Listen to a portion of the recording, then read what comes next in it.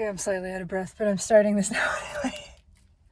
because I have to, because this is a natural expression and I'm buzzing with it. Ours will be the revolution of unconditional joy. Ours will be the revolution of true self-love and acceptance. These are the tools of our liberation. And they're in our hands right now. We have always had them. We just didn't know. We didn't know we had them. And in fact, for a long time, we didn't know that we were shackled. And we didn't know that we had willingly put on these shackles and that it was all a part of this game. It was all a part of this story that's been unfolding for century after century after century. It's all been a part of the evolution of the consciousness that we are, of life that we are.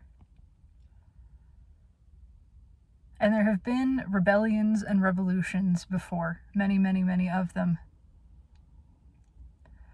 And we have even seen some precedent for peaceful ones that at least started with that intention, but we weren't quite there yet. We still thought something outside of us was key. We still thought we had to make a change on the outside in order to feel different on the inside. This time we're doing it the right way. This time we're doing it the other way around. We have learned, we're learning, we're recognizing the revolution is the one that takes place in here. And it's so brilliant because it's invisible. It's silent. It's not one that can be seen or stopped by those outside of us. And yes, there is energy and individuals operating under the bandwidth of energy that does not want this to take place.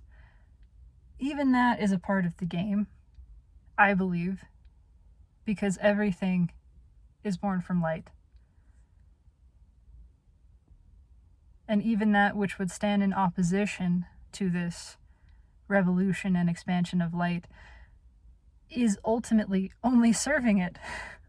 And I believe that it volunteered to play this role. It volunteered to play the role of adversary so that we could have this experience. So that we could have the experience of evolution, so we could experience our own evolution directly. Our own expansion directly, so we could know our own power. We had to forget it. We had to believe that it wasn't ours. We had to try all the other things first to get back to this place of remembering, of realizing we have never lost our power. We've never lost ourself. We have never been separate from everything that we want. We've never been separate from love. We've never been without love. We have never been without peace. We've never been without security. It's all been in here. We just didn't realize how to tap into it. And again, I believe it was all on purpose, so that we could have the experience of learning that this was our true nature. Born in with this nature, we have no context. We have no context, and thus no appreciation for it. Not really, not deeply, not truly. We had to forget so we could remember and finally fully realize the majesty of who we are.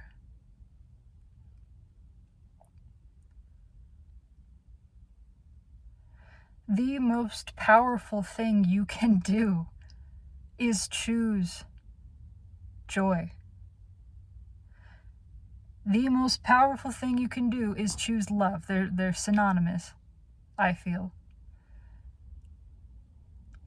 Joy doesn't always look the same. Joy is not always bouncing up and down with a huge smile on your face. Joy is not sunshine and rainbows all the time. Joy is different. Joy is something deeper. Joy is the peace and the contentment of deep acceptance, deeply accepting what is, knowing that it's all right, deeply accepting the temporary experience of form, deeply accepting that sometimes we have feelings, we experience feelings, sensations that hurt. It is a deep and profound acceptance of everything that this human experience has to offer. There is such joy in that. There is such peace there. I had been all tangled up. I've been all tangled up for quite some time, feeling this uprising of fear and guilt within me. And I know it's not just me, and I know it's not even really mine. It's not truly the way that I feel, but nonetheless it was there. And all of that rejection of it as my own emotion didn't change it.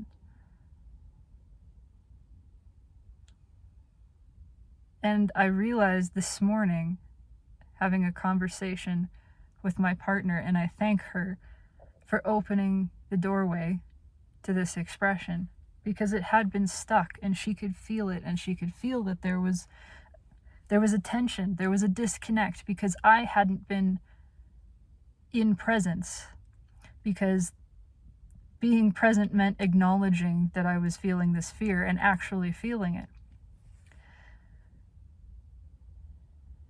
And I realized that I had been chasing peace instead of allowing it. I had made peace something that was lost, something that didn't belong to me. And a part of that was the belief that I could not have these emotions and peace. I felt that my peace was based upon the eradication of these emotions, that I could not have peace as long as I felt fear. I could not have peace as long as I felt these confusing, guilt-ridden emotions. And I realized that I had been preventing myself from peace. It was there all along. It was there for me in making peace with the presence of the emotions. That's where the peace was found, making peace with the fact that they existed. Not anything further, not saying that they're true or that they have meaning or that there's something to be extrapolated from them. Nothing to analyze, just that they exist, just that I was feeling them. My peace was found in accepting I am feeling this. This is a way that I still feel sometimes, and this may be a way that I continue to feel. Just that. That's okay. I don't have to analyze them. There's nothing to understand here. It's just an acceptance of what I am feeling right now. This emotion is present. And I realized that I had been dealing with those emotions the same way that I deal with grief. The same process was taking place. And in fact, I was sort of grieving the presence of these emotions. Maybe because I perceived it as a loss of peace. That's possible. Reflecting on it now, it seems that way. Thinking that I had lost peace and that the presence of these uncomfortable, disturbed emotions was sort of the proof of that. And so at first I denied them, right? And then I was angry that they were there. Then I tried to figure out if I could find a way around them. If I could just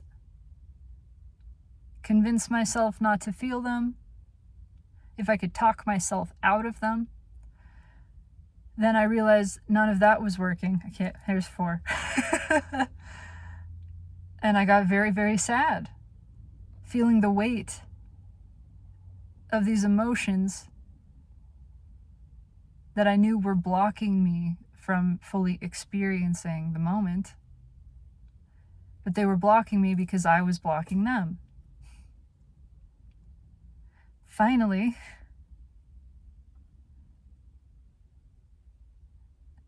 as in this conversation with my partner, I realized all of this, and that peace was right there in the acceptance of feeling this emotion. And I let it in. And in that moment, I stopped judging myself. There was no more judgment of it.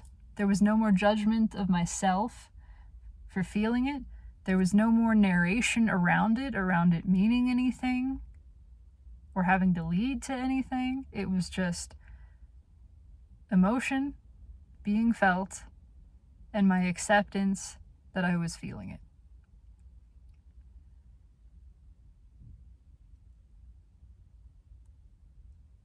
And then there was the peace. There was the peace that I had thought was lost. There was the peace that I had been seeking all along. There was the presence in my willingness to embrace all of the present moment and not cut it into pieces that I deemed acceptable or desired and unacceptable or undesired. I allowed it to be fully what it was. And in that acceptance, there was peace and so much joy. I wouldn't call it happiness. I would call it joy. And I understand why people like Eckhart Tolle have made that distinction. And that's not to speak against the experience of happiness, which might be a more transient, situational thing. There's nothing wrong with that. The same way there's nothing wrong with the experience of sadness, of sorrow, of grief. But underneath all of that, in the embrace of it, can be found joy and peace. They come from acceptance.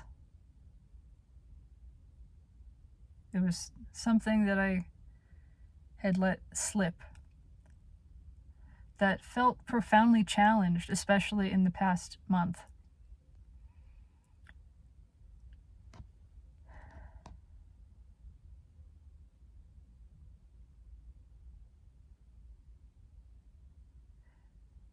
And I feel more and more that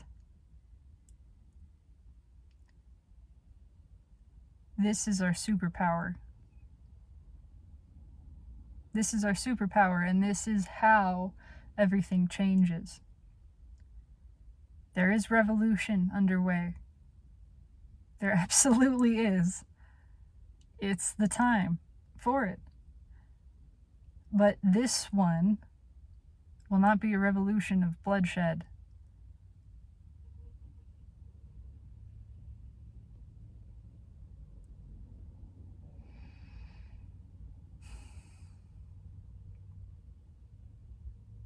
It is possible and even likely that that will still happen, but it will be a distraction.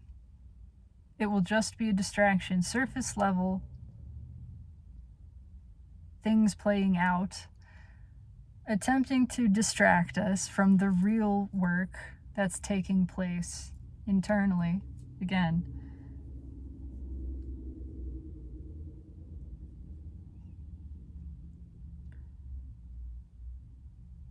the tools of the energy that have been ruling for almost the entire history of this time and space have been fear and rejection, fear and non-allowance, fear and, at the deepest level, rejection of self. And so we have been taught to reject ourselves, and we have been taught to feel afraid. And those have been the mechanisms of control. And that is the society that we live in. That's what it's been built upon.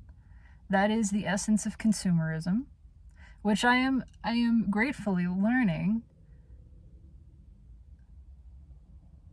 that even capitalism is not this.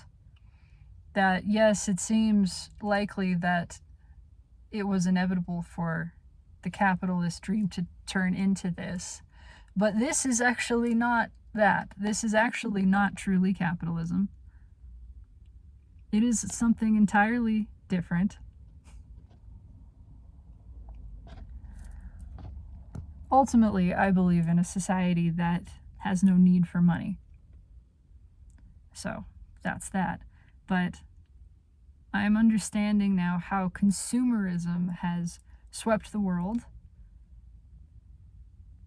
thanks to not just America, but in large part America.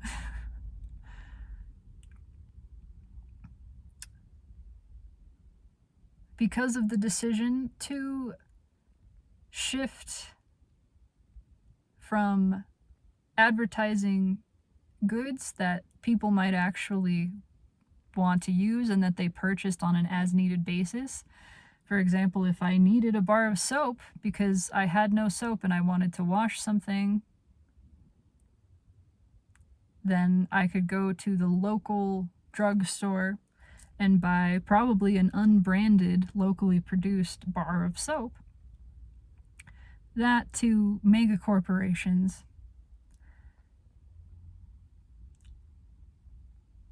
and the advent of mass psychological manipulation,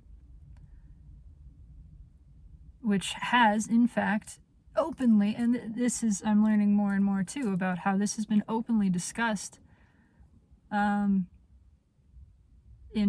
politics and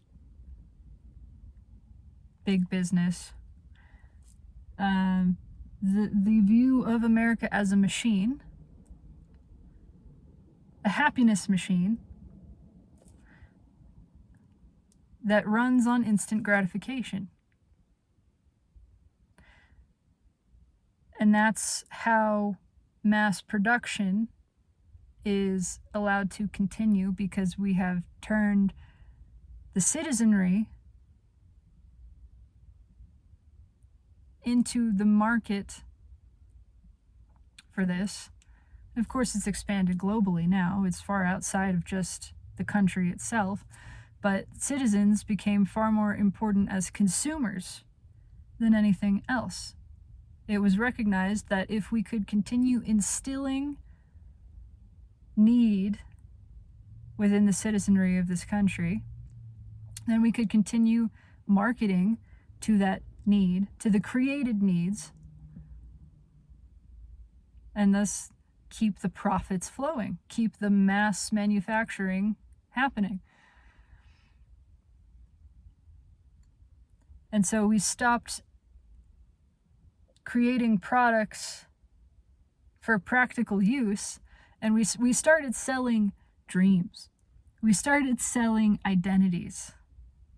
It was recognized that you could create brand loyalty and thus make more money and ensure the continued revenue by manipulating people, by selling them on something deeper and indefinable, by connecting a product to a feeling,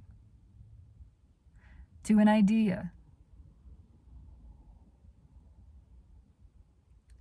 by making the customer feel like there was an emotional connection,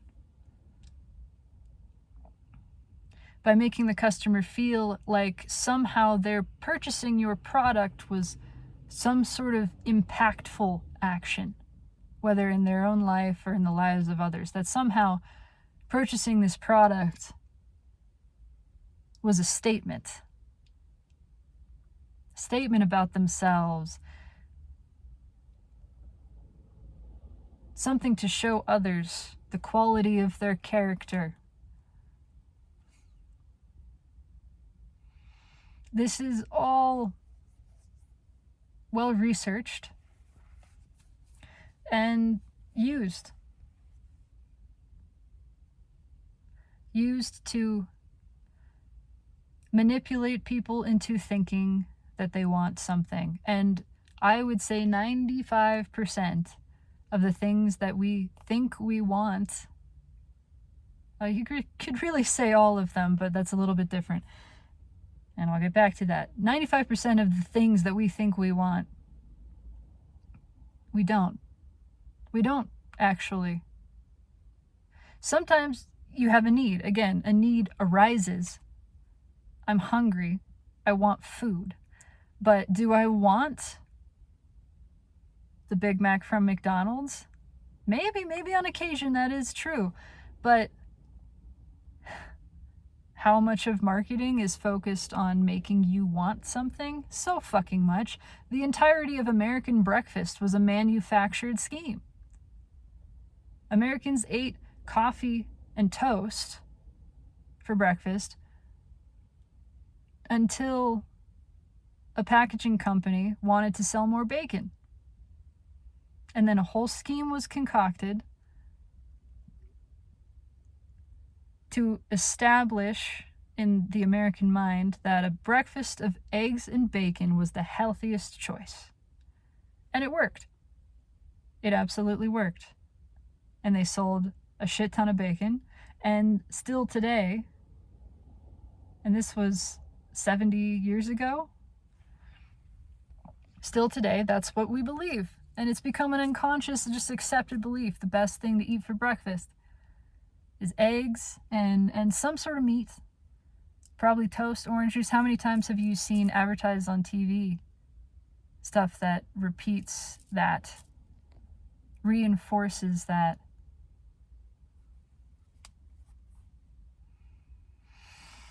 Anyway, everything that we think we want, this is the other point, 100% of the things that we think we want because of the way that we think they will make us feel.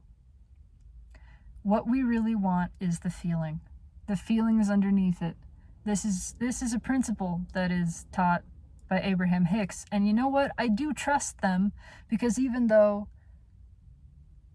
there is a money-making aspect to the dissemination of that information, they have a publishing industry, I have never paid them a single dime. And I have benefited from the free dissemination of that information, which they advocate taking place on YouTube. I bought one book from a used bookstore, so the money went to them. It went to the bookstore for maybe $8. And that's as much as I have financially invested in Abraham Hicks and Hicks publication. And the benefit has been tremendous. And I have applied the principles. And you know, I'm getting more and more tired of the whole manifestation thing, because again, and I think this is really what they're trying to get into people's heads, is you don't care. You don't actually care about the manifested thing. Yeah, it'll show up and it's great. Like, it's not a bad thing, but it's not the thing that contains the joy. The joy is what you tap into. The satisfaction that you think that thing is going to bring you is here right now. And you can have it right now. And what you want is to let yourself have that joy and satisfaction right now. That's the key. That's how we win this. That's what this revolution is based on, realizing we don't need all of this stuff. That's how we get around the mass psychological manipulation. Realizing, I don't need this stuff. I don't need it to feel happy. I don't need it to feel successful. I don't need it to love myself. Consumerism works on selling the dream. They want to sell you the dream, but if you believe that you are living the dream, then it doesn't work. They have nothing to convince you with. And of course they're going to try. They're going to convince you, well, you're not dreaming big enough. The dream that you believe you're living isn't it, right? There's a better dream. There's a bigger dream. Let us sell you on the bigger dream. Once again, it all comes down to belief. If you believe, if you tap into the feeling of living the dream, it doesn't matter what the content of your life experience is. You are living it as a dream. You are enjoying it. You are living the high life. Actually, really. It was never about what that looked like. It's what it feels like. And you have the power with your own perception, the focus of your perception and belief, to tap into and truly believe you are living it now. You are living the dream now. You can be in joy now. You can love yourself now. You can love the body that you're in the way that it is right now. When we tap into that and we do it individually, and that has a ripple effect, and we start to get better at it, and then we're doing it en masse, we become invulnerable to the manipulation. We start to really see it for what it is. Our bullshit detectors, otherwise known as discernment, get much, much more powerful. And we're no longer taken in. We can't be sold a dream if we're already living it. We can't be sold happiness if we already have it. We can't be sold self-acceptance if we're already giving that to ourselves. And we are the only ones who can.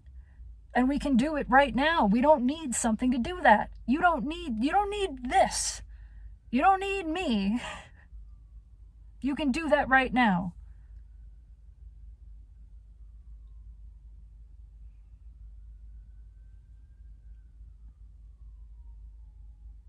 And this expression is not for the intention of changing somebody's mind.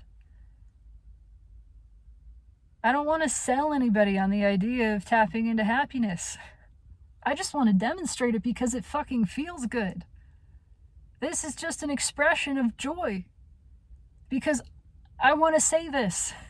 Because I'm feeling this. And the feeling is turning into words that are coming out of my mouth, and that's it. And I have this feeling that is a desire to share this. And yes, I have a desire for more people to tap into this. Absolutely, I do. And I have a desire for myself to tap into this more regularly, more consistently, more powerfully. But it's not a need. There's nothing hinging upon this. It's possible that it could happen, and that's great. And if it doesn't happen, that's okay too.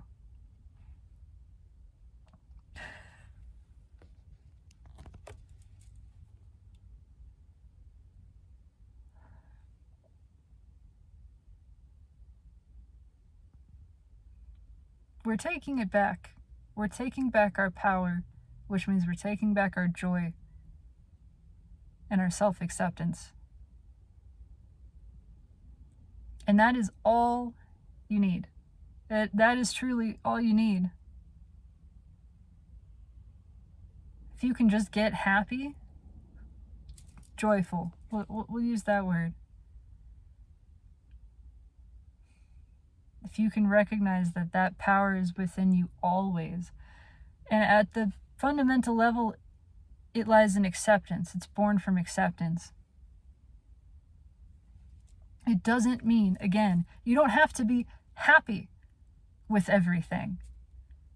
But if you can accept and trust, you can have peace, and you will have joy with that peace in your acceptance. It feels different. Once again, it can reach bliss, but a lot of times it's just this deeper kind of relief. It's just like it's the good feeling of a really deep breath. It's the good feeling of relaxing your entire body, all of your muscles, just the tension, leaving them. It's that kind of feeling.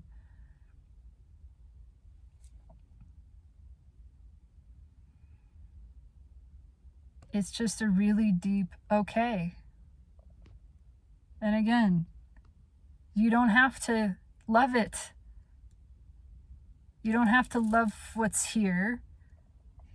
You don't have to like it. But if you can accept it, you can find peace with it. And in your peace, you will feel joy. And in that softening and loosening, your perspective expands in a way that sees that it's really not so bad. Maybe even we can come to appreciate it. It's not necessary, it's not required, you don't have to go there. But at least give yourself the permission to feel peace, because you have that right now.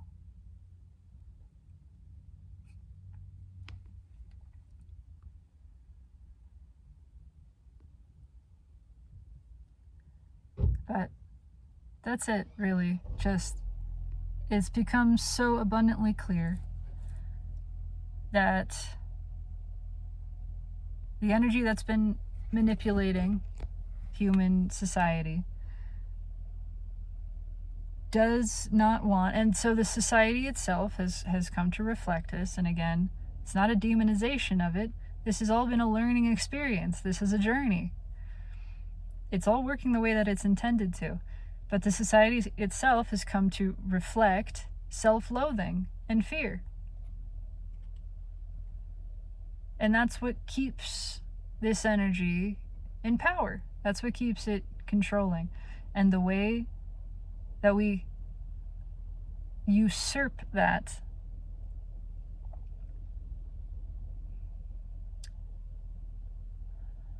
is not by combating it. It's by seeing it, by bringing awareness to it, and by choosing not to allow it to influence us anymore, by choosing to tap into self-love, to radically love yourself right now. That's what makes it radical. That's what makes it radical, right? Is that you're choosing to do it right now, in spite of, despite, whatever. It's radical because nothing else has to change for you to do it. I love myself right now. That's pretty fucking radical. I choose joy. I choose peace right now. That's fucking radical. Right? To be in the face of a storm and saying, I'm choosing calm. I'm choosing to feel fear, but not be afraid. Afraid is not what I am. Fear is a thing that I allow with the bigness of my being. It is a choice to experience the fullness of this moment, but I do not need to allow that to influence my reaction, really even my state. There's something deeper that is undisturbed. This disturbance is at the surface level. And in embracing that, I am tapping into the deeper portion of me, which is still.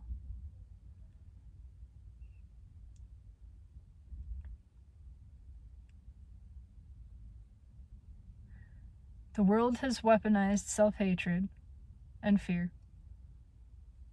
And the way we dismantle those things is by choosing love and joy anyway. That's it. That's it.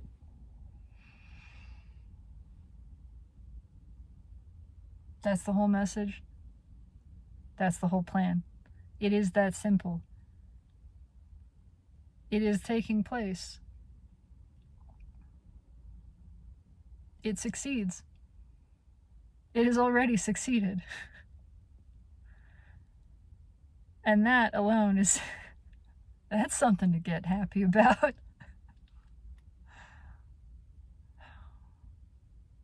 You are well. You are safe. You are loved. You are everything. It's all really okay. I love you. Just take it easy.